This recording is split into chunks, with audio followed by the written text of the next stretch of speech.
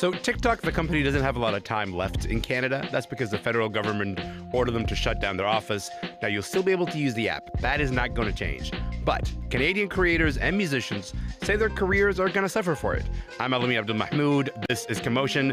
Alex Nino-Getchu is the entertainment reporter for the Canadian Press. He's here to walk us through this. Alex, nice to have you here. How's it going?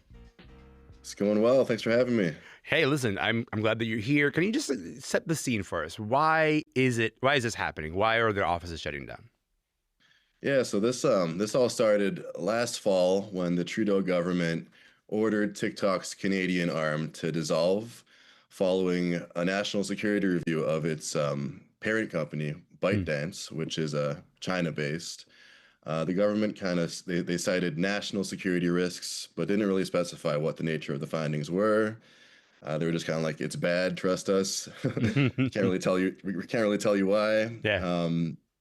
We do know that ByteDance has been accused of kind of vacuuming user data and funneling it back to the Chinese government. This has never been proven, and TikTok denies it. But yeah, that's kind of where we're at right now. So yeah, TikTok Canada has to shut down now. Yeah. I appreciate your characterization of "it's bad, trust us," because you're right. We don't have a lot of information, but the information that we do have is maybe the ways that it's going to affect people who live here. Because when a company as large as TikTok has operations in this country, it has some kind of outflow to musicians, to creators, and you talk to those people. So you talk to a whole bunch of Canadian musicians. What are you hearing from them in terms of how important TikTok has been for them? Yeah, the thing I keep hearing over and over again is TikTok is like the discovery engine for music right now. It's kind of as vital as radio used to be, right? And for emerging artists especially, it's a place where your song can reach millions of listeners and cross borders with like no marketing budget or industry connections, right? It's very it democratizes the space. Yeah. No, sorry. Yeah. Keep going. Sorry, keep going. And I guess like TikTok Canada, their role, like ostensibly, their role is to sell ads in the Canadian marketplace. But what I've been hearing is they've been providing a lot of on-the-ground support to artists, kind of working with them to help them optimize their content, like maximize their reach, kind of like use the algorithm to their advantage. So they've been kind of like an important point of contact to these artists. Now, I'm going to play one of the artists whose careers really took off because of TikTok. One of the artists that you spoke to is Baby No Money. His career took off because this song went viral. Oh, when I popped off, then your girl gave me just a little bit of la chop. Baby so cold, he from the north, he from the Canada. Not gonna lie to you, that song gets stuck in my head all the time. And I go, where did this come from? And the answer is TikTok. Tell me about the ways that TikTok helped Baby No Money. Yeah, Baby No Money, he really blew up with that song, La La La, in 2019. It's a really catchy tune, obviously. Yeah. And teenagers kind of like, they really jumped on, they latched onto this song and kind of, jumped onto TikTok and made all kinds of goofy dance videos and comedy videos set to that track. It became kind of a trend. Yeah. And it garnered him like millions of streams. And so what I'm hearing from Baby No Money is all this time, TikTok Canada has been working like lock and step with him to help him amplify his content and kind of like tailor it to the platform's algorithm. They'll reach out to him and suggest like different filters he should use for his TikTok videos, and they'll help him boost the videos on the platform, right? So he told me like TikTok Canada's head of music is just as vital to him as his manager. Like, oh wow, that's quite a significant sort of testament to the ways that TikTok's operations in the country have helped. I guess I want to contextualize this for people who are listening who are thinking, okay, the office is going to shut down, but the app is basically the same. So what's the thing that's actually going to change here? And for that, to actually give us some kind of testimony for that, here's Baby No Money in his own words. TikTok is just like a hammer in like a full woodworking set. And if I need to be able to build a house and build my career up and I don't have my hammer, how can I keep putting the nails in? If I don't have the use of TikTok specifically in Canada, my homegrown Canadian body self won't be as prominent in Canada, because TikTok is really the most fundamental, important marketing tool for music in this day and age.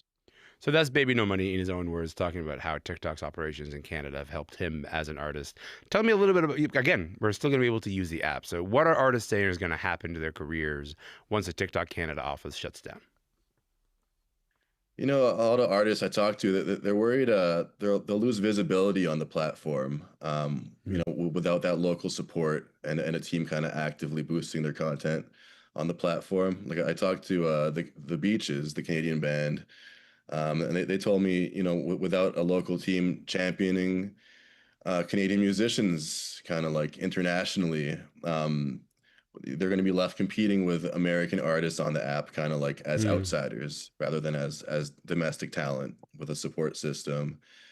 But you know, like you know, beyond that, it's just you know, artists will be losing money too. Like a lot of funding opportunities will be lost.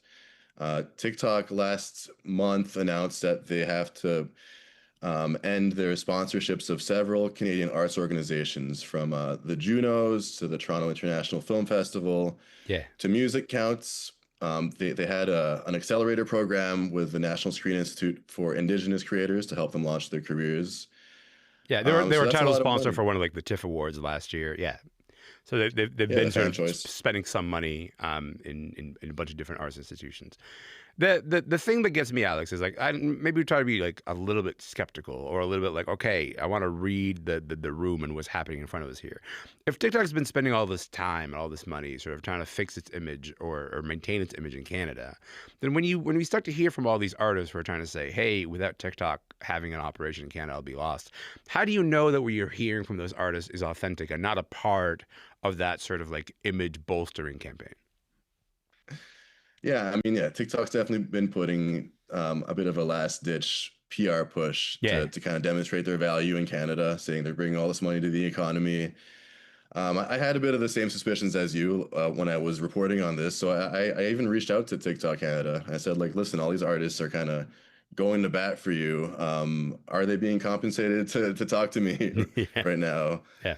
And they said no, like no, these artists are just they vocalize a willingness to speak on behalf of TikTok Canada. They're worried of losing vital support that can make or break their careers. Like I think if Baby No Money was moonlighting as a bite dance corporate shill, Yeah. and he was sneaking bite dance talking points into his bars, like I'd be very surprised. I've seen some weird brand deals, but that'd be like a really weird, one of the weirdest. And I don't think the songs would go as hard. You know, it's a little bit difficult to sneak those talking points into songs. But look, if Canadians are not going to experience any content restrictions when they sort of, you know, use the app, and they'll be able to use the app exactly the same. But it's just that this is what we're talking about here, is that TikTok is not going to have a head office here. There's something to be said about the conversation starting with national security concerns. How does this address the national security concerns that we're talking about? What are you hearing from the government in terms of what this move might do? What I'm hearing from the government is not much. They've been very Okay. tight-lipped. Yeah.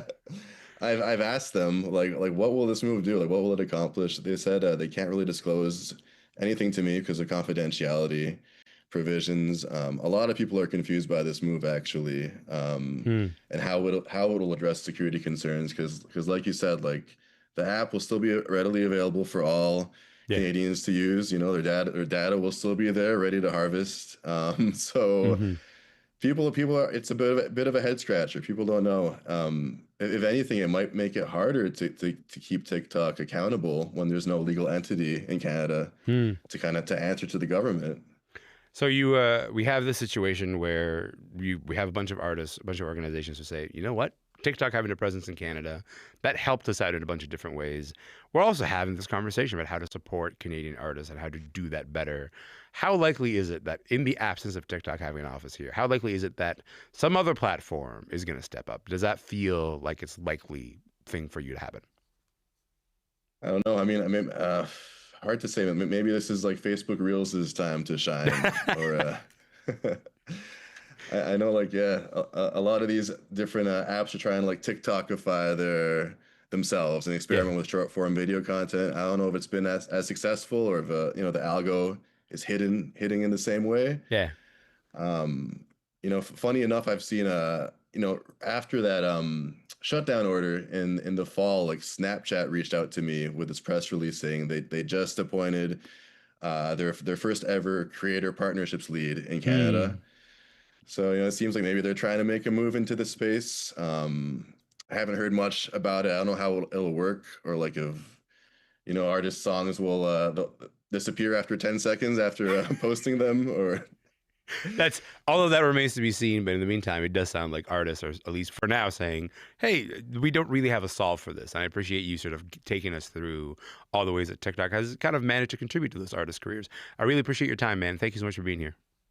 Thank you. Yes, of course. Alex Nidogichu is an entertainment reporter for the Canadian Press. He was speaking about the plans to shut down TikTok Canada's office following a national security review and how that is going to affect certain artists in the country.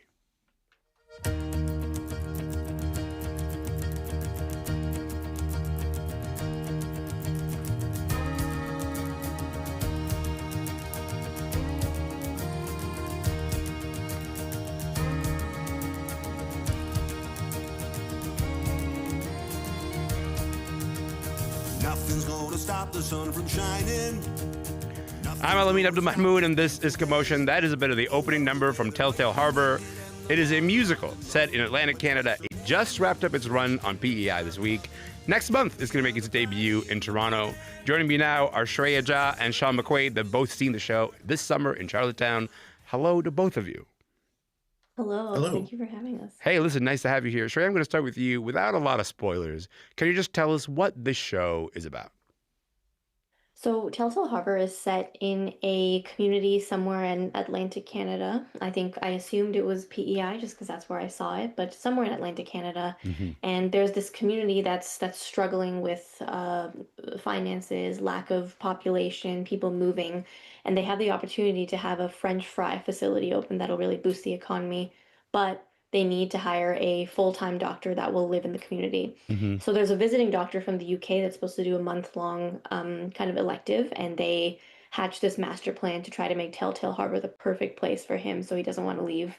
And this includes things like watching cricket instead of hockey, to curating what kind of medical complaints he gets. And we see how this sort of unravels over the course of the show. Shreya, you're a musical theater composer and also a resident doctor. This is way too tailored specifically for your interests. What did you think of the show? I really liked it. So I thought that I didn't know a lot about it coming in, actually, just that it was a new Canadian musical, and I do love those. So I took my family to see it. I convinced them we had to go. And I think I really liked how I think the way that they played into the humor of it while also allowing you to reflect on what are some of the real issues that these communities face, and what are some of they face some harder topics like grief and loss and moving from home and being honest to yourself. Yeah. I think that it really balanced those well, and I left feeling kind of very satisfied that I just watched a really big, fun, amazing show that also had me thinking about some topics in Canadian musical theater and medicine. And Sean, for you, listen, you're a theater critic. You're from a small town on PEI. How authentic did the show feel for you as you were watching it? Fairly authentic. Familiar is another word I'd use too, because you mentioned I come from a small village. These days I live in the capital city, Charlottetown, but I grew up in a place called Poplar Point. Which, if you can find it on the map, is like a few houses, a few trees, a few cows, that sort of thing.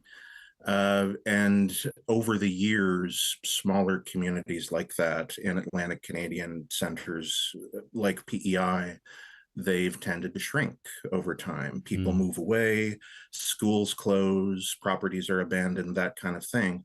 And having seen that, I felt sort of like an easy mark for this particular show because I'm intrinsically rooting for that not to happen to them. Yeah. We see this small Atlantic Canadian town that's sort of beginning to enter that downslope of shrinkage, and they come up with a wacky scheme to try to stop that. First of all, I should say two things. One, I was on PEI a couple of weeks ago, and I saw the show. I think it was like the second last week before closing. And the warmth of the crowd responding to the show was just something really beautiful. This is a show that opened on Charlottetown in Charlottetown a couple years ago, and then to return again this summer. I want to talk about that in just a moment. But Shreya, I think maybe a thing that people maybe don't know about the show is that it's based on a movie. It's based on a movie. It's an adaptation of the Grand Seduction itself, which similar plot. Itself an adaptation of a French movie. And so, tell me about whether you need to see the movies that this show is based on in order to sort of like be pulled into the show. So I'm going to say no, you don't. I actually have seen the French version of the movie. I saw it in my high school French class over Nice. 10 years ago now. But I don't think I put it together until later that these two were connected. And I think, I don't think you need to, because I think that the fundamental, really humorous trope of trying to do more and more ridiculous things to achieve your goal Yeah. is funny without this context. And I think that this story sort of does stand by itself because the characters are a little different. Some of the plot points are different. So it's interesting to have the context, but it's not needed. I should say, Sean, we've had this entire conversation without mentioning the name Mm. Alan Doyle so far, right? So Alan Doyle Right. has written the music for the show, is the star of the show, and I want to talk about his performance in just a moment. But you saw the show 3 years ago when it opened in Charlottetown. You saw it again this summer. Tell me about how the show evolved in that period of time, because obviously it's kind of grown a little bit. It has grown a bit. Yeah. Alan Doyle's talked about that himself in the sense that they're just coming out of some of the height of COVID at the time that this was originally percolating. Resources were maybe not as freely available as they were now. And in addition to that, as you know, the show is coming to Toronto. They've got Mervish Productions involved. There's more money, etc. So kind of the biggest difference between the early version of the show and the recent version of the show is ambition in terms of spectacle. There's more things to see. There's more in different set pieces. There's more dancing. It literally has more room to move. Yeah. The original show had this very clever set piece in the middle of it that was like a stack of crates and boxes and things that could transform into different items and settings that they needed, but it was sort of static. That's gone in this, so they can move around the stage a lot more. Both they and some of their furnishings and backdrops and stuff, it's all much more mobile and colorful. Yeah, there's truly like a sense of scale in terms of like looking at the picture of the original production, and then when you see this sort of the show on the stage. I want to hear a little bit more from Alan Doyle. Alan Doyle, of course, is someone that we know as the lead singer of Great Big Sea, and also has written a lot of music for a lot of TV shows and movies over the years. Here he is talking about his performance as the lead character, Frank. Forget all your fears, your Frankie is here. We're down, but we're not beaten yet. There's been so many times when I riddled some rhymes and I roll with the punches they threw. Your getup is gone, but it won't be for long, 'cause I've got a song for you. Sean, this is Alan Doyle's first time doing a musical. What do you think of this performance? Yep. He's good in this. It helps that he's playing a part that's not only tailor-made for him, but he helped tailor it. He is one of the authors of it. Yeah. And Frank in this is sort of a larger-than-life showman from Atlantic Canada, likes to tell a story, likes to sing a song. He's sort of a party guy. And all of that very custom-fitted for him. It's like The Simpsons, where they tell Troy McClure he's going to play the human in Planet of the Apes, and he says, "It's the part I was born to play, baby." This is the part Alan Doyle was born to play. I totally buy that. Totally agree. He's absolutely electric on that stage. Shreya, this is a show that comes at a time when, family doctor shortages, that is like a reality in this country for so many Canadians. What does this musical show about, like, what it's like to practice medicine and in rural spaces in this country? I think in its own humorous way, it touches on some of the real challenges people face. A lot of rural communities. I'm in Ontario, so I know mainly about Ontario, but I imagine it's even more exacerbated outside. Have a lot of their medical model is they do have these doctors that will come in for periods of time and locum there in a way. Or they'll have sort of one doctor that covers all specialties. So you're a family doctor, but you're also delivering the babies, you're the emerge person, you need to know which specialists you can call up if you can. Yeah. So there's that, and that's what we see our doctor doing. He's doing absolutely every single kind of medical practice possible. And then there's also the sort of lack of resources that we just come to kind of take for granted, I think, in big centers. So I'm a pediatrics resident. I'm based at McMaster Children's, so we have access to all the imaging, all the lab work we could want, and sometimes that's not accessible as quickly out there. It often isn't. So it really requires you to have to build up another kind of clinical skill that I think is important for us to go through as doctors. And I think it's important to remember that, yeah, there might not be a lot of people in this town, but these 2,000 people still need the same amount of care as the 2 million people. Yeah. Like each person still needs care as the same amount of care as the 2 million people in the city. So it's something for us to face and figure out as a medical community. Sean, this show obviously exists. The elephant in the room here is that it exists in the shadow, right, of Come From Away, because Come From Away is a runaway hit. You know, a show that, you know, starts here, goes to Broadway, is you know, the biggest Canadian musical of the last 10 years or so. And when you see Tell Tale Harbour, do you see it following in the same kind of footsteps? Do you see sort of, you know, the same kind of trajectory for the show as Come From Away? I think it potentially could. I think at the very least it has the ingredients for it. It's got good script, good songs, immensely likable characters. You really like spending time with this batch of people for a couple of hours. And all of that speaks in its favor. I mean, you never know. The streets of Broadway are littered with the sun-baked bones of all kinds of surefire hits. But it, at the very least, has the qualities that could make it a hit. It's a good show. It's got a lot of appeal. Just that quote of the Sunbaked Bones should be its own musical, Sean. I strongly feel like that's just like its own self-contained idea. So we're going to return to that, and we're going to workshop this later.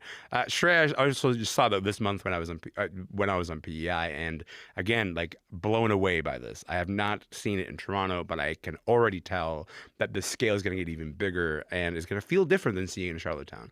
How do you think it's going to be different seeing it in a place like Toronto than it is seeing it, you know, on P.E.I?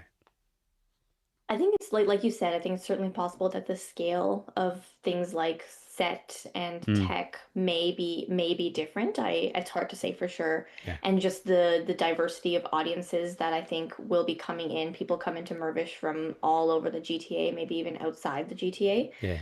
So I think it'll be able to reach a much larger population. At the same time, I think part of why I wanted to see it in Charlottetown and not wait till Toronto was because I was so curious to see this show in a place that's more evocative of the hometown. Obviously, Charlottetown is not Tell Tale Harbour. No. It is the biggest city in PEI, but I think these stories are somehow closer to the hearts of people in Charlottetown. There's that real hometown pride. And that was something that I wanted to experience, even as the Torontonian visiting Charlottetown. Sean, if you're going to talk to the Torontonians who are gearing up to see Tell Tale Harbour, and you're like, listen, this is a show that was, you know, it's staged on PEI twice. Now it's finally coming to Toronto. What would you say to those Torontonians to keep in mind as they're watching the show? Well, with any sort of entertainment, just that it's something where ideally you're going to have a good time. Alan Doyle, in some of the promos for this, he said that his main goal with a musical, the same as it is when he was with his band, is just to have people have a fun evening. And it does that. It's kind of a party show. It has a party atmosphere. It's got this joyful sense of community that even if you're not from a small community like it, you can see and relate to a group of people who really know and like each other and who care about the place they're in and want to do what they can to make it better. I think that's a wonderful place to leave it. I really appreciate your time, you guys. This has been wonderful. Thank you so much again. Thank you for having us. Thank you. Shreya Jha is a resident doctor and playwright from Toronto. By the way, her new show, Connections, is playing at the Theatre Centre in Toronto next week. And Sean McQuaid is a writer for The Buzz. Tell Tale Harbour finishes its run in Charlottetown this week, and then it's coming to Toronto starting September 23rd. My name is Elamin Abdelmahmoud. This show is called Commotion, and we are going to be back tomorrow. Our conversation tomorrow is about this YouTube series called Surrounded. It's where you get one person to argue with like 30 people who disagree with them. I'm not really sure it's good for the level of debate that we are trying to have, but it's become incredibly popular and it's created a lot of controversy. I want to talk about that. That is coming up on the show tomorrow. In the meantime,